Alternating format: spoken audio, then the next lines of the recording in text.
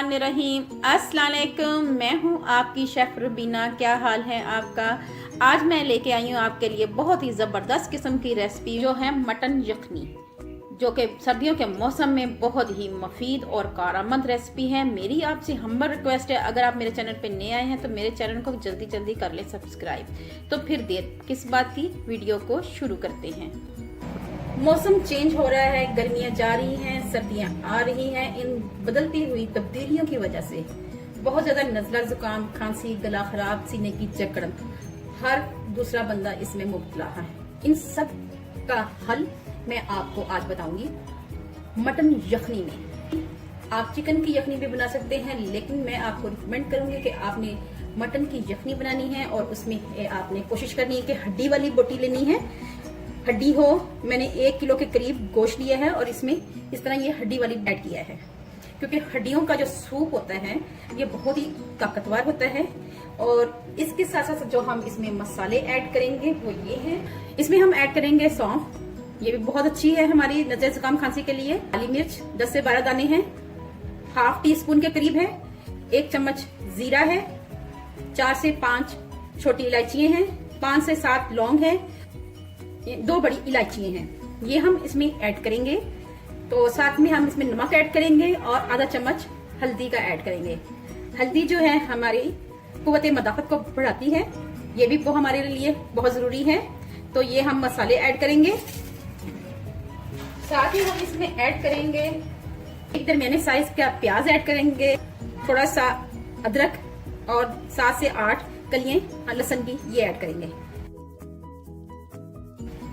ये सब मसाले जो है या लहसुन अदरक है, ये हमारे इम्यून सिस्टम को स्ट्रॉन्ग बनाने के लिए बेहद जरूरी है। और इसके साथ साथ हम ऐड करेंगे ढेर सारा पानी, क्योंकि हम यखनी बना रहे हैं, कोशिश करेंगे इसमें पानी ज्यादा जाए और ये धीमी आंच में पकती रहे। तकरीबन हमने इसमें 1.5 जग के करीब यानी कि 1.5 किलो के करीब हमने पानी ऐड कर दिया है। तो करना ये है हमने कि इसको हम हल्की आंच पे पकाएंगे। जी आप देख सकते हैं यखनी को बॉयल आ चुका हुआ है।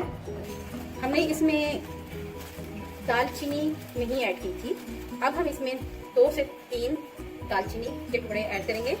सिनेमन स्टिक्स भी कहते हैं इनको, ये ऐड करेंगे और उसके बाद इसको हम प्रेशर लगा देंगे। हम इसको तकरीबन 15 मिनट के लिए प्रेशर लगाएंगे, इतना लगाएंगे कि गोश्त हमारा अच्छी तरह गल जाए। आम खाना पकाने की से ज्यादा देर तक इसको प्रेशर लगाएंगे। आम खाना हम 10 मिनट में अगर पकाते हैं तो इसको हम 5 मिनट ज्यादा लगाएंगे, ताकि गोश्त हमारा अच्छी तरह गल जाए। इसके अलावा जो हड्डियां हैं उनका सूप अच्छी तरह निकल जाए, ठीक है। और फिर 15 मिनट के बाद आपसे मिलती है। जी व्यूअर्स, एयर हमारी निकल चुकी हुई है गशर में से। आप देख सकते हैं हमारी यखनी जो है बहुत ही अच्छी तैयार हो चुकी हुई है और गोश्त भी हमारा माशाल्लाह बहुत ही अच्छा गल चुका हुआ है। ये आप देख सकते हैं, इस तरह गला होना चाहिए गोश्त को, अच्छी तरह गला होना चाहिए। दूसरा ये है कि इसकी जो हड्डियां हैं इनको भी अच्छी तरह, हड्डियों में जो इसका असर है अच्छी तरह इसका निकलना चाहिए। इस स्टेज पे आप देख सकते हैं कि यखनी हमारी तैयार हो चुकी है। इसका एक रीजन ये भी है कि यखनी के ऊपर तरी आ चुकी हुई है। चले व्यूअर्स, अब इसको हम यखनी को छान लेते हैं, क्योंकि मसाले मैंने खड़े डाले थे इसलिए हम इसको छान लेते हैं।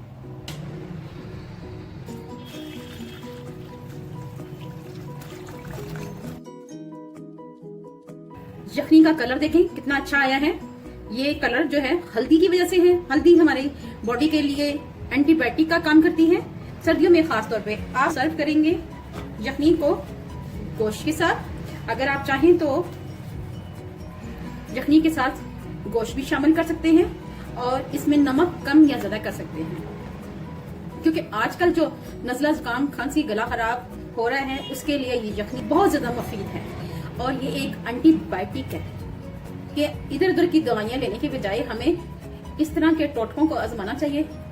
बनाने को तो मैं चिकन यखनी भी बना सकती थी, लेकिन मैंने सोचा क्यों ना आपके लिए एक मौसर यखनी लेके आए, एक प्रॉपर। तो इससे नज़ला, जुकाम, खांसी उड़न छू हो जाएगा। ठीक है व्यूअर्स, तो अगर आपको मेरी रेसिपी अच्छी लगे तो मेरे चैनल को करें लाइक, शेयर, सब्सक्राइब और बेल आइकॉन को जरूर प्रेस करें ताकि लेटेस्ट नोटिफिकेशन आप तक पहुंच सके। अपना और अपने प्यारों का ख्याल रखें, दुआओं में मुझे याद रखें। अल्लाह हाफिज।